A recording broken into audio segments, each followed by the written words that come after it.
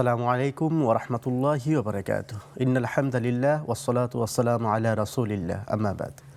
সুপ্রিয় দর্শক, কাছে কিংবা দূরে, দেশ কিংবা বিদেশ থেকে এই মুহূর্তে যারা দেখছেন, সবাইকে আন্তরিক প্রীতি, শুভেচ্ছা ও ভালোবাসা জানাই আমি আমিন ইকবাল। প্রিয় দর্শক, নেক্সাস টেলিভিশন আয়োজিত প্রাত্যহিক জীবন ঘনিষ্ঠ ইসলামী আলোচনা ও প্রশ্নোত্তর ধর্মী সরাসরি আয়োজন ইসলামী ব্যাংক বাংলাদেশ পিএলসি নিবেদিত ইসলামী জীবন বিধানের আজকের পর্বে আমরা একটি খুবই গুরুত্বপূর্ণ বিষয় নিয়ে কথা বলবার চেষ্টা করব ইনশাআল্লাহ। নির্ধারিত বিষয়ে কথা বলবার জন্য এবং আপনাদের নানা প্রশ্নের উত্তর দেওয়ার জন্য বরাবরের মতোই একজন বিদগ্ধ আলেমীদ্বীন আমাদের মাঝে উপস্থিত রয়েছেন। আজ আমন্ত্রিত অতিথি হিসেবে আমাদের মাঝে উপস্থিত আছেন বিশিষ্ট ইসলামী চিন্তাবিদ, ঢাকা মিসবাহুল উলুম কামিল মাদ্রাসার সম্মানিত মুহাদ্দিস শায়েখ মাহমুদুল হাসান। চলুন শুরুতেই আজকের অতিথির সঙ্গে পরিচিত হয়নি। আসসালামু আলাইকুম ওয়া রাহমাতুল্লাহি ওয়া বারাকাতুহু। ওয়ালাইকুম আসসালাম ওয়া রাহমাতুল্লাহি ওয়া বারাকাতুহু। শায়েখ কেমন আছেন? আলহামদুলিল্লাহ, আপনি কেমন আছেন? আলহামদুলিল্লাহ ভালো আছি। আমরা আপনার কৃতজ্ঞতা প্রকাশ করি গুরুত্বপূর্ণ সময় থেকে আমাদের সঙ্গে কিছু সময় শেয়ার করছেন। বারাকাল্লাহু ফিক। শুকরান। প্রিয় দর্শক, আমরা প্রতিদিনই নির্দিষ্ট একটি বিষয় নিয়ে কথা বলে থাকি, একই সঙ্গে আপনাদের নানা প্রশ্নের উত্তর দেওয়ার চেষ্টা করে থাকি। আজ আমরা যে বিষয়টি সাজিয়েছি, যে বিষয়ে কথা বলতে চাই, কথা শুনতে চাই, তা হচ্ছে ইসলামে শৃঙ্খলা রক্ষার গুরুত্ব। আমরা নিশ্চয়ই জানি বাংলাদেশ একটি নতুন সূর্যোদয় হয়েছে এবং ছাত্র জনতার গণ অভ্যুত্থানে বাংলাদেশ যে নতুন স্বাধীনতা পেয়েছে, এই স্বাধীন রাষ্ট্র গঠনের জন্য কিংবা রাষ্ট্রকে পুনর্গঠনের জন্য যে শৃঙ্খলার গুরুত্ব রয়েছে, এই বিষয়ে ইসলাম কি বলে? শৃঙ্খলা কাদের জন্য মানা জরুরি? শুধুমাত্র রাষ্ট্র প্রয়োগ করবে নাকি আমাদেরও মানবার বিষয় আছে? নিশ্চয়ই আমরা সেই বিষয়ে আলোচনা শুনব। প্রিয় দর্শক, তার আগে বলে রাখি, চাইলে আপনারাও আমাদের সঙ্গে যুক্ত হতে পারবেন। তার জন্য স্ক্রিনে ভেসে ওঠা ফোন নাম্বারে ফোন করে আপনার জীবন ঘনিষ্ঠ যে কোনো প্রশ্ন রাখতে পারবেন। প্রিয় দর্শক, আমাদের এই আয়োজনটি নেক্সাস টেলিভিশনের পর্দার পাশাপাশি আমাদের Facebook page Nexus television Islamic এবং আমাদের ইউটিউব চ্যানেলও সরাসরি সম্প্রচার করা হচ্ছে। চাইলে সেখানেও লাইক, কমেন্টস কিংবা শেয়ার করে আমাদের সঙ্গে যুক্ত থাকতে পারবেন। দর্শক, চলুন দেরি না করে আজকের অতিথির কাছ থেকে নির্ধারিত বিষয়ে আলোচনা শুনতে থাকি। শাইখ, যেমনটা বলছিলাম যে আসলে আমরা সবাই যে আনন্দিত, উচ্ছ্বাসিত নতুন দেশ পেয়ে, নতুন স্বাধীনতা পেয়ে এবং ছাত্র জনতার অভ্যুত্থানে যে স্বাধীনতা অনুভব করছি, এই দেশকে পুনর্গঠনের জন্য শৃঙ্খলা নিশ্চয়ই জরুরি আছে। এবং আমরা অনুভব করছি কিছু কিছু জায়গায় বিশৃঙ্খলা হচ্ছে। এখনও আমাদের প্রশাসনের পুলিশ ভাইয়েরা মাঠে কাজ করতে সক্রিয় হচ্ছেন না বা এখনও হয়ে উঠতে পারছেন না। তো এই ক্ষেত্রে আমাদের করণীয় সম্পর্কে জানব, আর যে বিষয় সাজিয়েছি ইসলামী শৃঙ্খলার গুরুত্ব। অনেক ধন্যবাদ। আলহামদুলিল্লাহ ওয়াসসালাতু ওয়াসসালামু আলা রাসূলিল্লাহ ওয়া আলা আলিহি ওয়া সাহবিহি আজমাইন, আম্মা বাদ। যেমনটি আপনি বলছিলেন, জি, দীর্ঘদিন ধরে বাংলাদেশের 18 কোটি মানুষ একটি নাভিশ্বাসপূর্ণ পরিবেশের মধ্যে, যেখানে আমাদের বাক স্বাধীনতা, চলবার অধিকার, কথা বলবার অধিকার থেকে আমরা বঞ্চিত ছিলাম। তো এই দীর্ঘদিনের মানুষের যে বঞ্চনার শিকার, মানুষ নিপীড়নের শিকার, নির্যাতনের শিকার, মানুষের জীবনের কোনো অধিকার এবং নিরাপত্তার ন্যূনতম যে চাহিদাটুকু, তাও কিন্তু ছিল না। সেই জায়গা থেকে ছাত্র জনতার সমন্বয়ে গোটা জাতি যেভাবে তারা প্রতিবাদ মুখর হয়ে একটা পর্যায়ে আমরা দেখলাম যে একটা সারা দেশে একটা গণ অভ্যুত্থান সৃষ্টি হয়েছে। আসলে 52-এর ভাষা আন্দোলন বলি, 69-এর গণ অভ্যুত্থান বলি, 71-এর মুক্তিযুদ্ধ বলি এবং 24-এর গণ অভ্যুত্থান, আমরা সকল ক্ষেত্রে দেখেছি যে ছাত্র জনতা যখন কোনো ন্যায্য অধিকার নিয়ে যখন তারা সোচ্চার হয়, তখন সেটি পৃথিবীর কোনো বন্দুক কামান দিয়ে আর আটকানো যায় না, রোধ করা যায় না। আমাদের কাছে, সবার কাছে মনে হচ্ছিল যে এমন একটা পরিস্থিতির মুখোমুখি আমরা হয়েছি, যার হয়তো যে অমানুষী অন্ধকারের হয়তো সুবহে সাদেক হওয়া অসম্ভব আমরা মনে করতাম। কিন্তু আল্লাহ তাআলার কাছে তো কোনো জিনিস অসম্ভব না। অবশ্যই আল্লাহ সুবহানাহু ওয়া তাআলা যখন তিনি মানব জাতিকে যখন এই জাহেলিয়াত থেকে, এই নিপীড়ন থেকে যখন মানব জাতিকে মুক্তি দিতে চান, তখন নিশ্চয়ই আল্লাহ তাআলা একটা পথ বের করে দেন। এবং সেটির জন্য আমরা প্রথমেই আলোচনার শুরুতেই আমরা অত্যন্ত গভীরভাবে শ্রদ্ধার সঙ্গে স্মরণ করি সেই সকল শহীদদেরকে, সে সকল ছাত্র জনতাকে যারা এই গণ অভ্যুত্থানে জীবন দিয়েছেন, শহীদ হয়েছেন। তাদের আত্মার মাগফিরাত আমরা কামনা করি। আল্লাহ তাআলা তাদের প্রত্যেকের মৃত্যুকে শাহাদাতের মর্যাদায় উন্নীত করুন। আমিন। এবং সেই সঙ্গে যারা অসুস্থ আছেন, হাসপাতালে আছেন, যারা পঙ্গুত্ব বরণ করেছেন, চোখ হারিয়েছেন, পা হারিয়েছেন, আমরা সে সকল অসুস্থ ভাইদের জন্য আমরা দোয়া করি, আল্লাহ তাআলা তাদেরকে শিফায়ে কামেলা দান করেন। আমিন। আর যে বিষয়টি আসলে এখন অনিবার্য, আপনি বিষয়টি বলেছেন, একটা পরিবর্তিত পরিস্থিতি বাংলাদেশে হয়েছে। আল্লাহ তাআলা করে দিয়েছেন, এটি মানুষের পক্ষে সম্ভব ছিল না, কিন্তু আল্লাহ তাআলার বিশেষ মেহেরবানি ছিল, আমরা জানি। তো এই পরিবর্তিত পরিস্থিতিতে আসলে এখন আমাদের সবচেয়ে বড় জরুরি কোন বিষয়টা? সবচেয়ে বেশি জরুরি হলো শান্তি, শৃঙ্খলা, নিরাপত্তা বিধান করা। এখন এটি শুধুমাত্র কি আইন শৃঙ্খলা বাহিনী বা প্রশাসনে যারা আছেন তারাই কি এককভাবে করতে পারবেন? না, এটি এদেশের প্রতিটি নাগরিকের দায়িত্ব। প্রত্যেকের জায়গা থেকে আমাদের এখন এই শান্তি শৃঙ্খলা বজায় রাখা, বিশেষ করে একটা বিজয়ের পরে, যে কোনো পৃথিবীর যে কোনো বিজয়ী হোক না কেন, বিজয়ের পরে মানুষ স্বাভাবিকভাবেই একটু আনন্দে উদ্বেলিত হয়ে যায়। তো এই বিজয়ের পরে কি করণীয় সেটাও কিন্তু আল্লাহ তাআলা কোরআনে কারিমে বলে দিয়েছেন। ইযা জা নাসরুল্লাহি ওয়াল ফাত ওয়া রাআইতান নাস ইয়াদখুলুনা ফি দীনিল্লাহি আফওয়াজা ফাসাব্বিহ বিহামদি রাব্বিকা ওয়াস্তাগফির ইন্নাহু কানা তাওয়াবা। এই সূরা নাসরের ভিতরে আল্লাহ তাআলা বলছেন, যখন আল্লাহর সাহায্য এবং বিজয় যখন চলে আসবে, তখন হে নবী আপনি দেখবেন যে মানুষেরা কাতারে কাতারে, দলে দলে ইসলামের দিকে তারা মানে ধাবিত হচ্ছে। আর সেই মুহূর্তে, আনন্দঘন মুহূর্তে, মানুষ যেন বেকারার হয়ে না যায়, মানে বিজয়ের আনন্দে তারা যেন জানমালের ক্ষতি করে না ফেলে, বা প্রতিপক্ষের উপরে তারা যেন আক্রমণ না করে, বরং সেই মুহূর্তে তাদের জন্য করণীয় হলো ফাসাব্বিহ বিহামদি রাব্বিকা ওয়াস্তাগফিরু। তারা রবের তাসবিহ আদায় করবে, তারা সুবহানাল্লাহ বলবে, আলহামদুলিল্লাহ বলবে, আল্লাহু আকবার বলবে। এভাবে করে মনে প্রাণে আল্লাহর তাসবিহগুলো আদায় করবে এবং তারা আল্লাহর কাছে ক্ষমা চাইবে যে আল্লাহ তাআলা, আমারও যদি কোনো ভুল ত্রুটি হয়ে থাকে, আমারও যদি কোনো অন্যায় হয়ে থাকে, তুমি আমাকে মাফ করে দাও। আর আল্লাহ তাআলা তিনি অবশ্যই ক্ষমাশীল, পরম দয়ালু, তিনি ক্ষমা করবেন ইনশাআল্লাহ। তো আমরা মনে করি এই কাজগুলো হচ্ছে আমাদের বর্তমান সময়ে করণীয়, কিন্তু আমরা লক্ষ্য করে দেখেছি যে আসলে সেটি হচ্ছে না। বিশেষ বিশেষ কিছু জেলাতে, কিছু অঞ্চলে আপনি দেখবেন যে সেখানে স্বাভাবিকভাবে কিন্তু তারা মেনে নিতে পারছেন না এই অবস্থাটাকে, এই পরিবর্তিত পরিস্থিতিটাকে তারা কোনোভাবে গ্রহণ করতে পারছেন না। ফলে তারা জানমালের একটা ক্ষতির দিকে কিন্তু ধাবিত হচ্ছেন, চেষ্টা করছেন। তো আলহামদুলিল্লাহ আমাদের আইন শৃঙ্খলা বাহিনী, আমাদের বাংলাদেশের গর্বিত বাহিনী, সেনাবাহিনী, তারা এ ব্যাপারে জান প্রাণ দিয়ে তারা কাজ করছেন, আমরা দেখেছি ইতিমধ্যেই।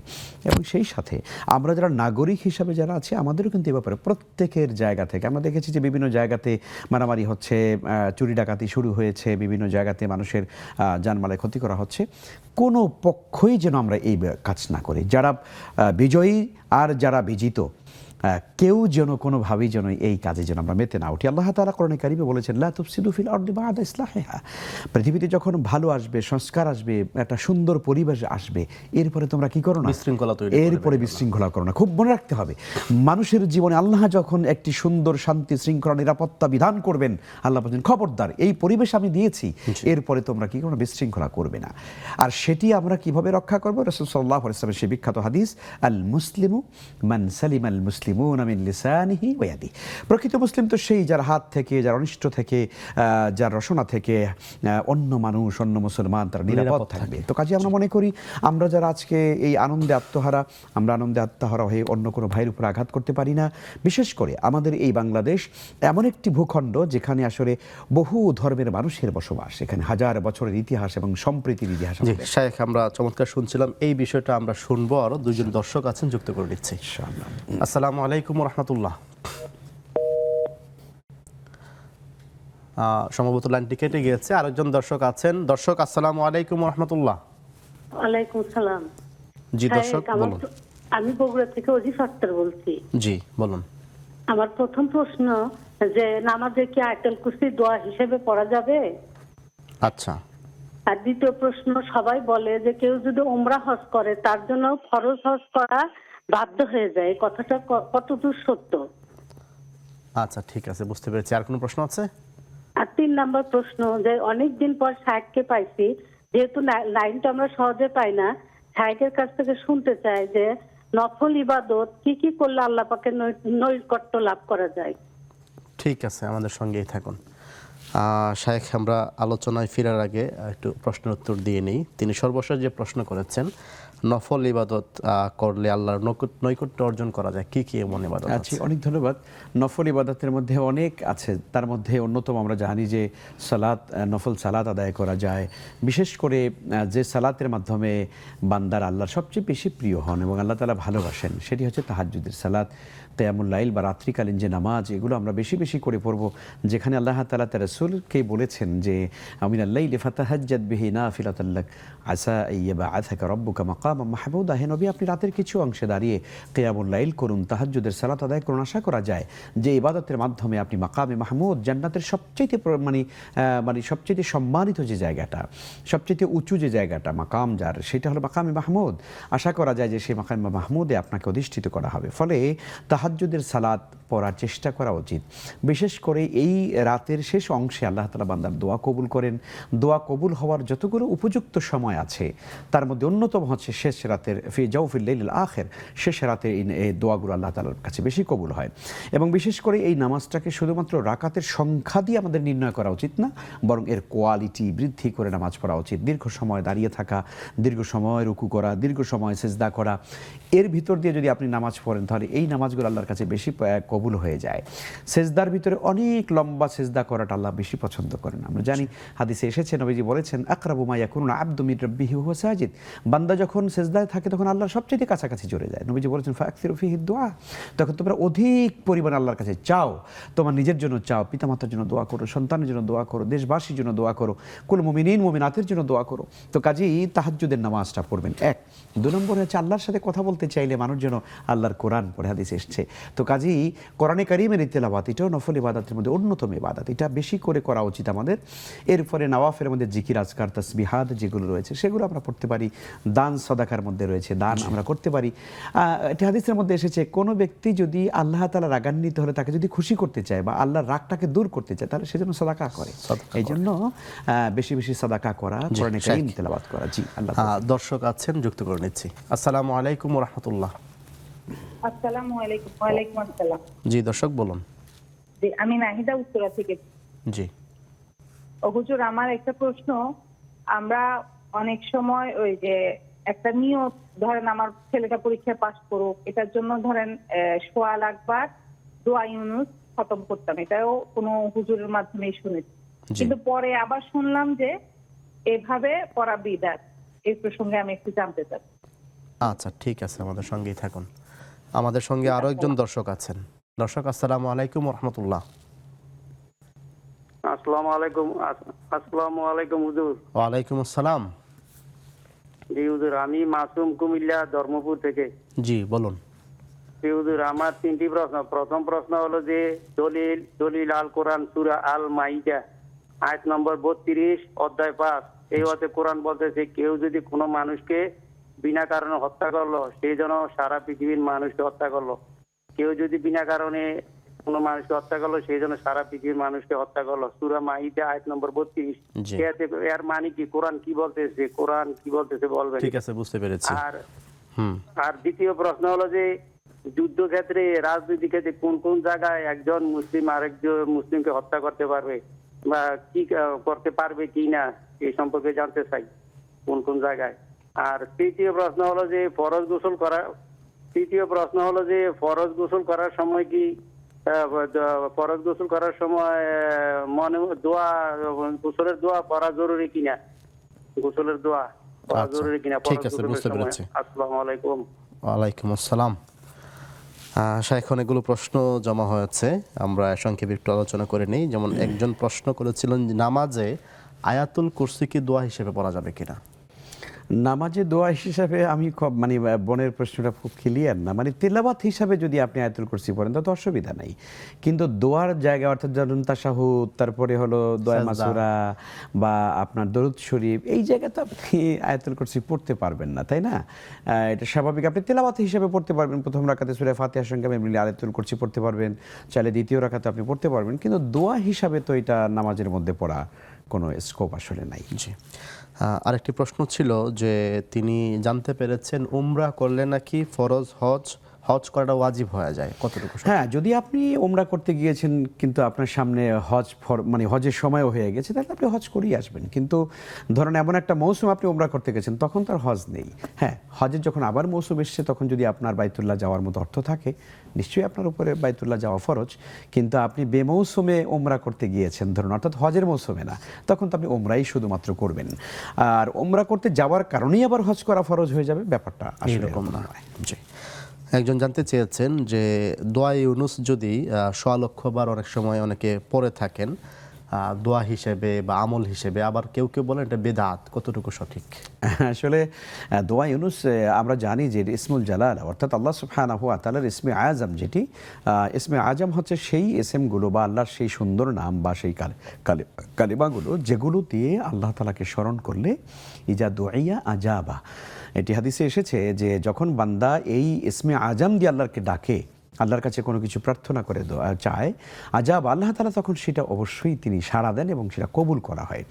ওয়াইদা সুইলা ফাআলতা, আর যখন সেটা দিয়ে চাওয়া হয় আল্লাহ তাআলা সেটা দান করেন। কাজেই ইসমে আজমগুলো কি কি, তার মধ্যে হাদিসে এই দোয়া ইউনুস যেটা, এটা অন্যতম ইসমে আজম।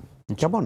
তারপরে আয়াতুল কুরসির প্রথম অংশটুকু আল হাইয়ুল কাইয়ুম, এটাও ইসমে আজমের মধ্যে আসছে।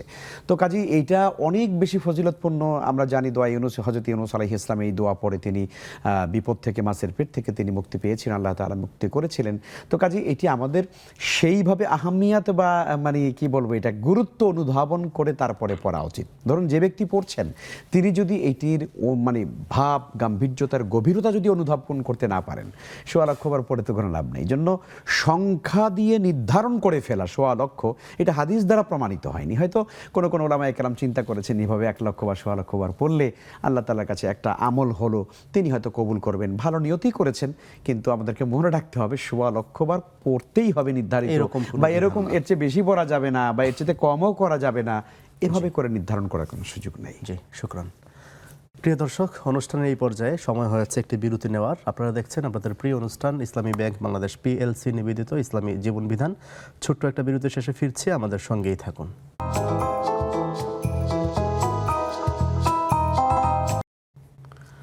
আসসালামু আলাইকুম রহমতুল্লাহি ওয়া বারাকাতুহু। সুপ্রিয় দর্শক, বিরতি শেষে আবারও ফিরে আসলাম আপনাদের প্রিয় অনুষ্ঠান ইসলামী ব্যাংক বাংলাদেশ পিএলসি নিবেদিত ইসলামী জীবন বিধানে। দর্শক, আজ আমাদের মাঝে আমন্ত্রিত অতিথি হিসেবে আলোচনা করছেন ঢাকা মিসবাহুল উলুম কামিল মাদ্রাসা সম্মানিত মুহাদ্দিস শেখ মাহমুদুল হাসান। তিনি বিরতির পূর্বে আলোচনা করছিলেন।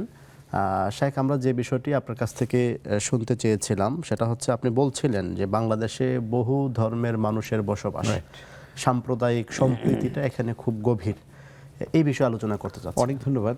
এটি আমাদের সবার একটু মনে রাখা উচিত। বাংলাদেশের পরিবর্তিত যে কোনো পরিস্থিতিতেই আমরা যেন এটি কখনো ভুলে না যাই যে বাংলাদেশ একটি বহুজাতিক রাষ্ট্র, বহু মানে ধর্ম, বর্ণ, গোত্রের মানুষের এখানে বাসস্থান বা অবস্থান। হাজার বছরের আমাদের ইতিহাস আছে যে আমরা এই সম্প্রীতি নিয়েই কিন্তু আমরা বসবাস করি। আমাদের দেশে হিন্দু, খ্রিস্টান, বৌদ্ধ, মুসলিম যে যেখানে আছেন সবাই কিন্তু আমরা ভাই ভাই হয়ে আমরা একই সমাজে আমরা বাস করি। কিন্তু এখানে আমরা লক্ষ্য করছি যে কোনো সময়ই যখন দেশে কোনো একটা মানে সংকট দেখা দেয় বা কোনো একটা বিষয় ঝামেলা হয়, তখনই সংখ্যালঘুদের উপর একটা হামলা করার একটা ষড়যন্ত্র না, এবং আমরা দেখি যে প্রত্যক্ষভাবেই এই হামলা কিন্তু করা হয়।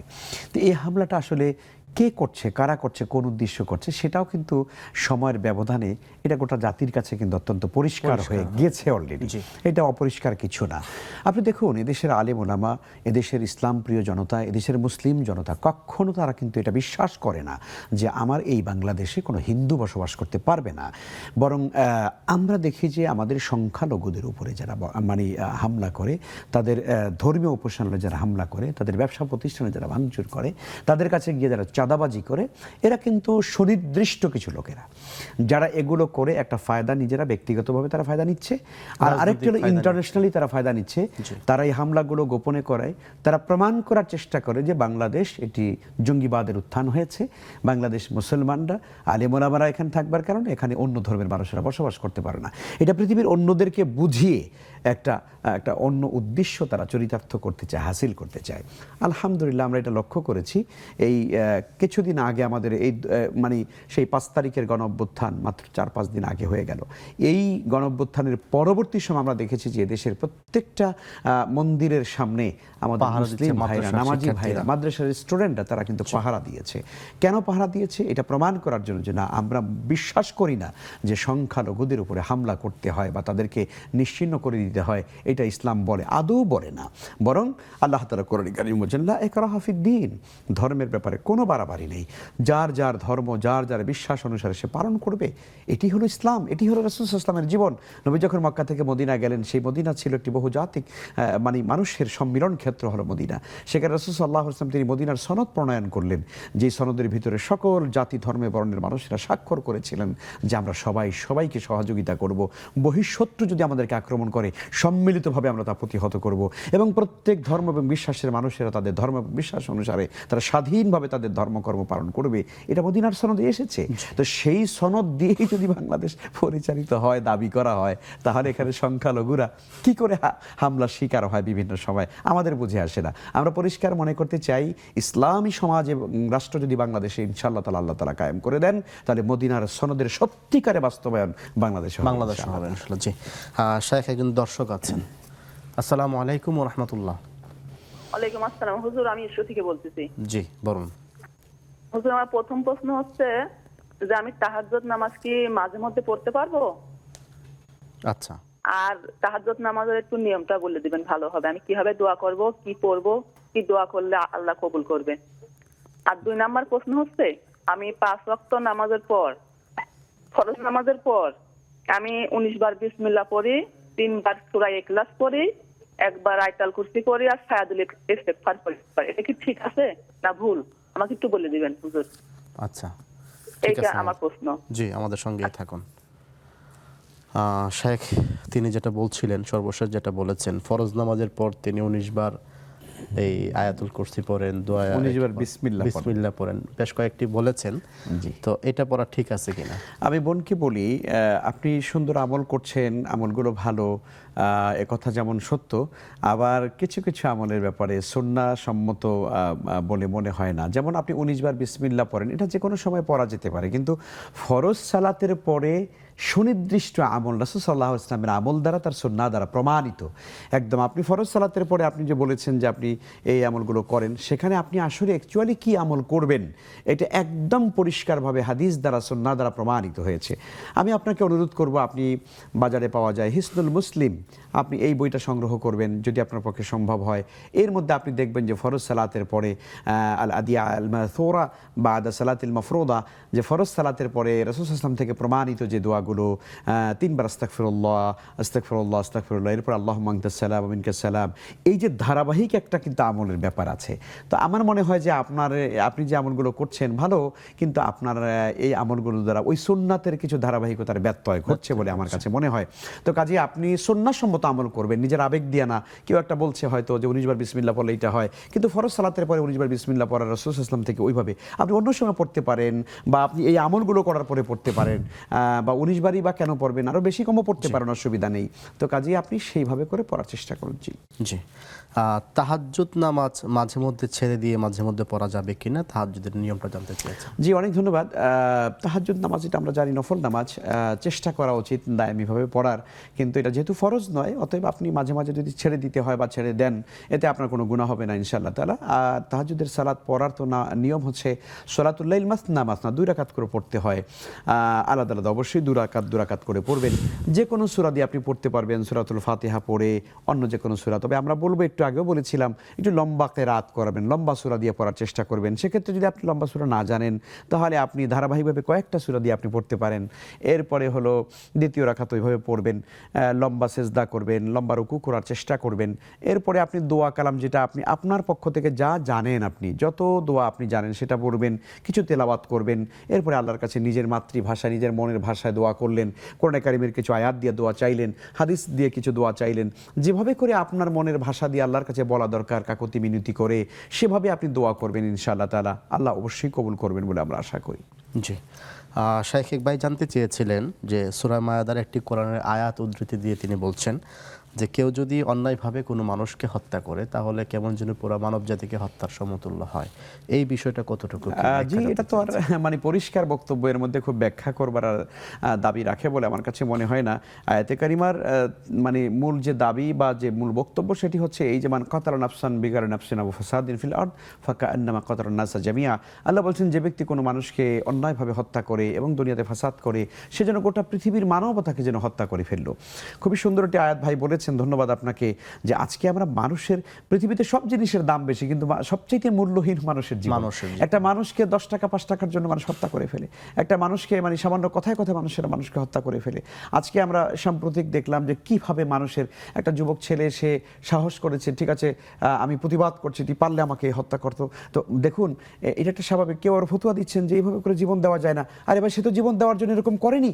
সে বলছে যে আমি মানে পারলে তুমি আমাকে মারো। আমরা বলি না সময় আমাকে এই করছো, পারলে একটা দাও দিয়ে আমাকে দাও তো।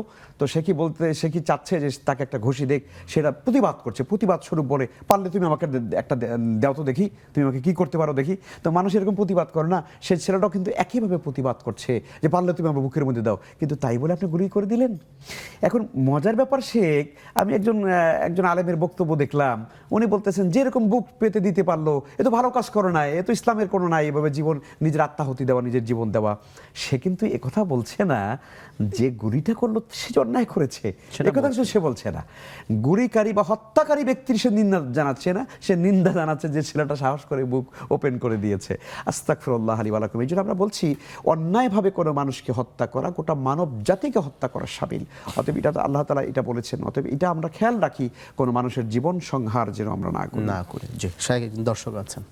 আসসালামু আলাইকুম ওয়া রাহমাতুল্লাহ। আসসালামু আলাইকুম ওয়া রাহমাতুল্লাহ। ওয়া আলাইকুম আসসালাম। জি দর্শক বলুন।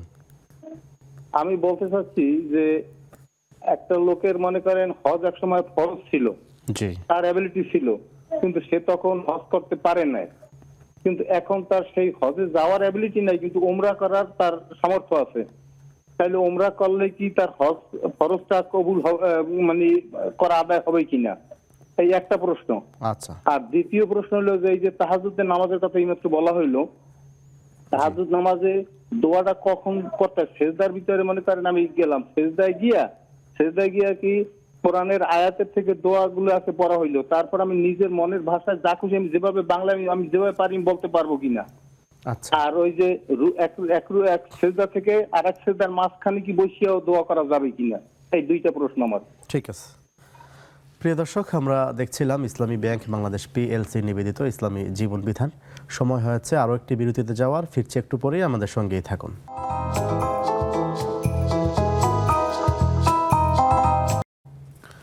আসসালামু আলাইকুম ওয়া রাহমাতুল্লাহি ওয়া বারাকাতুহু। সুপ্রিয় দর্শক, বিরতি শেষে আবারও ফিরে আসলাম আপনাদের প্রিয় অনুষ্ঠান ইসলামী ব্যাংক বাংলাদেশ পিএলসি নিবেদিত ইসলামী জীবন বিধানে। দর্শক, বিরতির পূর্বে আমরা অনেকগুলো প্রশ্নের উত্তর শুনছিলাম, আবারও ইনশাআল্লাহ শাইখের কাছ থেকে আরও কিছু প্রশ্নের উত্তর জানতে চাবো। তার আগে প্রিয় দর্শক বলে রাখি, আমাদের স্ক্রিনে ভেসে ওঠা ফোন নাম্বারে ফোন করে আপনার জীবন ঘনিষ্ঠ যে কোনো প্রশ্ন রাখতে পারবেন।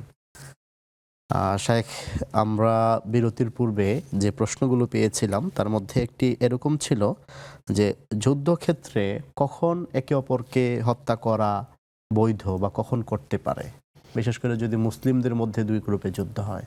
জি, অনেক ধন্যবাদ। মুসলিমদের মধ্যে যুদ্ধ আসলে সেটি তো একটা কঠিন বিষয়, কোন ইস্যু নিয়ে যুদ্ধ হচ্ছে।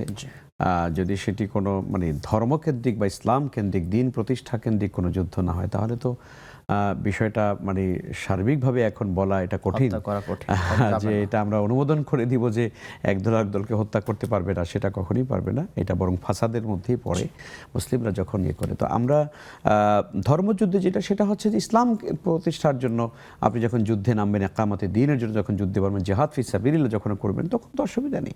তখন তো কাফেররা মুখোমুখি হলে অবশ্যই তাদেরকে হত্যা করার বিধান শরীয়তে রয়েছে। যারা ইসলামকে একদম নির্মূল করে দিতে চায়, মুসলিম উম্মাকে যারা ধ্বংস করে দিতে চায়, এরা যখন পরস্পরে যখন মুখোমুখি হবে তখন তো নিশ্চয়ই তাদেরকে হত্যা করবার বা কেতালের সুযোগ আল্লাহ তাআলা দিয়েছেন, রেখেছেন। জি, ফরজ গোসল যখন করবে কেউ তখন কি গোসলের নিয়ত করা জরুরি কিনা? হ্যাঁ, নিয়ত তো অবশ্যই করতে হয়, আমরা জানি ফরজ গোসলের ক্ষেত্রে নিয়ত আছে। আমরা যখন স্বাভাবিকভাবে যখন গোসল করি তখনও তো একটা স্বাভাবিক আমাদের পরিকল্পনা নিয়ত হয়।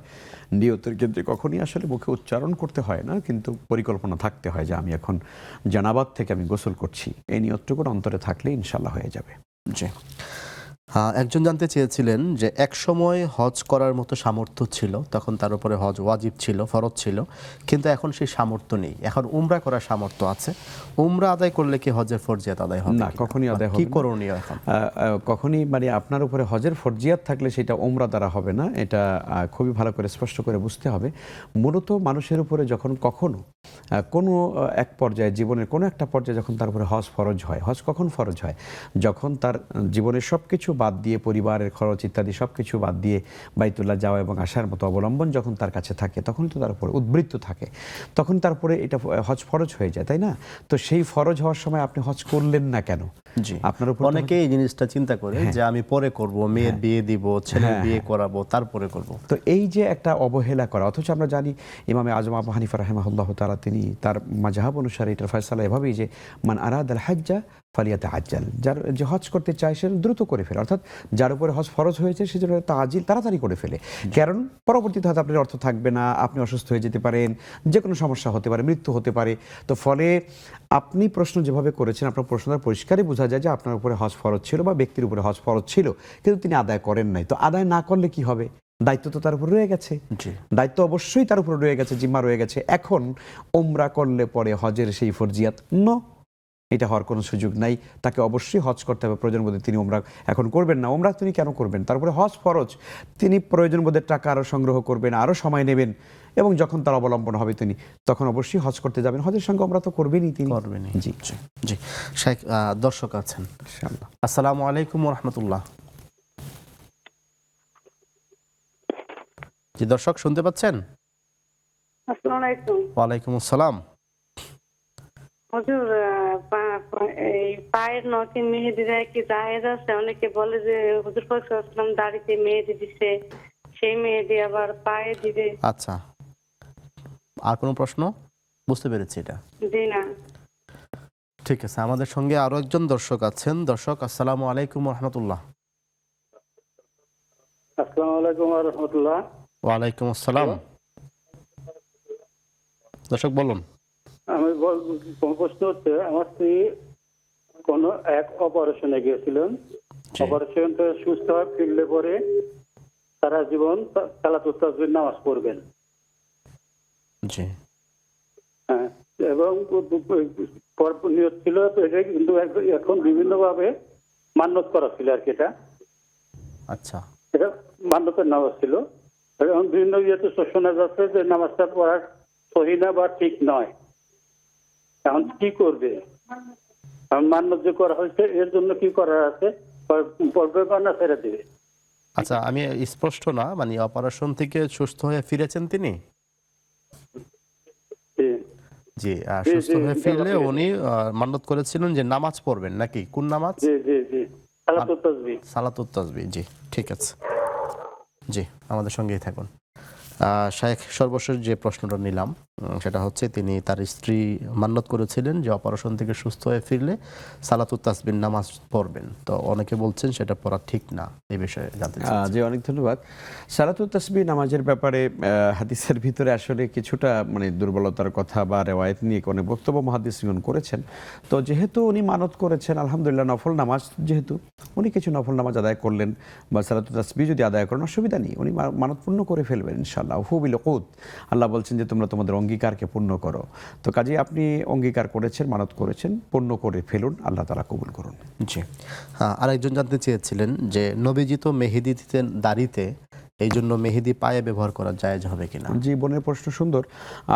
এটি আসলে আমাদের ভয় করার কোনো কারণ নেই। রাসূল সাল্লাল্লাহু আলাইহি ওয়াসাল্লাম যেই মেহেদি তিনি দিয়েছেন আমরা জানি। রাসূল সাল্লাল্লাহু আলাইহি ওয়াসাল্লামের দাড়ি খুব বেশি পাকা ছিল না তার ওফাত পর্যন্ত, আমরা জানি কয়েকটা দাড়ি পাক পেকেছিল। খুব বেশি তিনি মেহেদি দাড়িতে দিয়েছেন, এটা আমাদের দেশে প্রচলিত আছে। অথচ সিরাতের মধ্যে কিন্তু আপনার শামাইলে তিরমিজির মধ্যে বলা আছে রাসূল সাল্লাল্লাহু আলাইহি ওয়াসাল্লামের কয়েক গাছ দাড়ি পাক পেকেছিল। তো এনিওয়ে রাসূল এটা ব্যবহার করতে বলেছেন। তো কাজে সেই মেহেদি তো আর আপনি লাগাচ্ছেন না, তাই না? রাসূল যে মেহেদি দিয়েছিলেন ওই মেহেদির অংশ তো আর আপনি পায়ে লাগাচ্ছেন না। স্বাভাবিকভাবে মেহেদি একটা পাতার রস বা একটা পাতার আপনার ব্যবহার করি, এটা আপনি পায়ে ব্যবহার করতে পারবেন। জি জি, আমাদের সঙ্গে আরেকজন দর্শক আছেন। আসসালামু আলাইকুম ওয়া রাহমাতুল্লাহ। ওয়ালাইকুম আসসালাম। আসসালামু আলাইকুম। ওয়ালাইকুম আসসালাম। জি দর্শক বলুন। বলছিলাম হুজুর, আমার একটা প্রশ্ন ছিল। একদিন রাত্রে আমার ঘরে 3টা কোরআন শরীফ আছে। জি। রাত 2টার সময় কোরআন শরীফ 3টা আলগোছা পড়ে গেল, কোনো ঝড় না বাতাস না। এই ক্ষেত্রে আমার কি করণীয় আছে? আর একটা প্রশ্ন আছে যে আমি মহিলা, কিন্তু আমার হাতের পাতা পায়ের পাতা কি দেখা গেলে আমার নামাজ কবুল হবে কিনা? ঠিক আছে। এটা যদি জি, আমাদের সঙ্গেই থাকুন। শাইখ তিনি জানতে চেয়েছেন তার ঘরে কোরআন শরীফ ছিল, রাতে হঠাৎ করেই পড়ে গিয়েছে 2টা কোরআন, এখন ওনার কোনো গুনাহ হবে কিনা বা কি করণীয়? জি, অনেক ধন্যবাদ। আসলে আল্লাহর কোরআন পড়ে গেলে আমাদের খুব কষ্ট হয়, আল্লাহর কোরআনের প্রতি আমাদের ভালোবাসা এবং মহব্বতের কারণে। তো আপনি যেটা বলেছেন যে এটা তাকের উপরে হয়তো ছিল, আস্তে আস্তে হয়তো ধীরে ধীরে এটা হয়তো পড়ে গেছে কোনো একটা কারণে, নড়চড়ের কারণে হয়তো হতে পারে।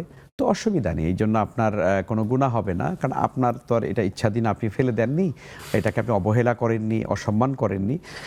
যখন পড়ে গিয়েছে সঙ্গে সঙ্গে এটাকে আপনি হয়তো ধরে একটু চুমু খেতে পারেন, বুকে ধরতে পারেন, এরপর আপনি সুন্দর করে আবার রেখে দিবেন মহব্বত করে।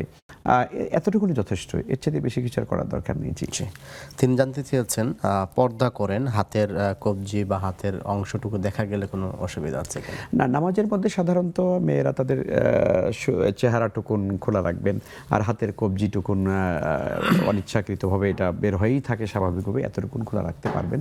বাকি সমস্ত পায়ের একেবারে পাতা থেকে শুরু করে পুরা দেহের সম্পূর্ণ অঙ্গ তারা ঢেকে নামাজ পড়বেন, এটাই নিয়ম।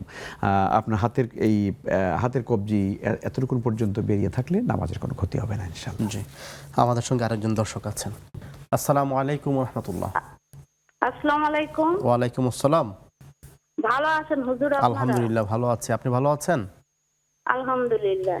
জি বলুন। হ্যাঁ হুজুরের কাছে আমার 3টি প্রশ্ন। জি। 1 নাম্বার প্রশ্ন, জমজমের পানি ওযু অবস্থা বাদে খাওয়া যাবে কিনা, স্পর্শ করা যাবে কিনা?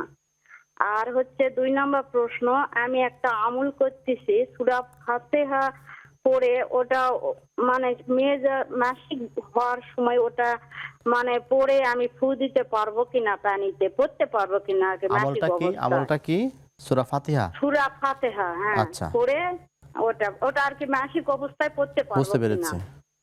আর আরেকটা প্রশ্ন হচ্ছে হুজুরের কাছে হচ্ছে আমি অসুস্থ, এখন অসুস্থ 1 মাসের মধ্যে কখন যে কোন সময় আমার মেন্স হয় ওটা ঠিক মতো তারিখও মানে সঠিক থাকে না।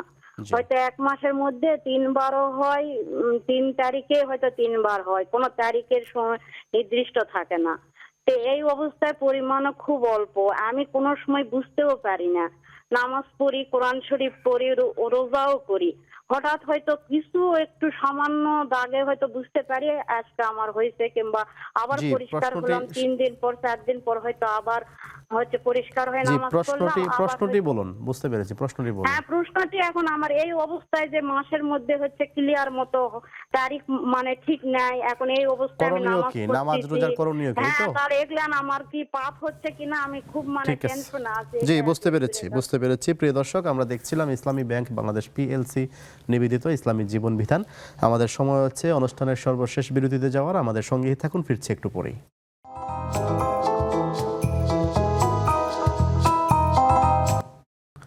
আসসালামু আলাইকুম ওয়া রাহমাতুল্লাহি ওয়া বারাকাতুহু। সুপ্রিয় দর্শক, বিরতি শেষে আবারও ফিরে আসলাম আপনাদের প্রিয় অনুষ্ঠান ইসলামী ব্যাংক বাংলাদেশ পিএলসি নিবেদিত ইসলামী জীবন বিধানে। দর্শক, বিরতির পূর্বে আপনাদের অনেকগুলো প্রশ্ন আমরা পেয়েছি, অনেকগুলো প্রশ্নের উত্তর শুনতে পেরেছি শাইখের কাছ থেকে। আমরা বাকি প্রশ্নগুলো উত্তর শুনতে চাই, চলুন শাইখের কাছে ফিরে যাই। শাইখ, আমরা যে প্রশ্ন পেয়েছিলাম এর মধ্যে একটি হচ্ছে জানতে চেয়েছেন একজন জমজমের পানি অজু ছাড়া ধরা যাবে কিনা এবং পান করা যাবে কিনা? এত কঠিন না ইসলাম, আসলে আমাদেরকে মনে রাখতে হবে জমজম একটি বরকতময় পানি, মা মোবারক আল্লাহ বলেছেন, আল্লাহ রসুল বলেছেন।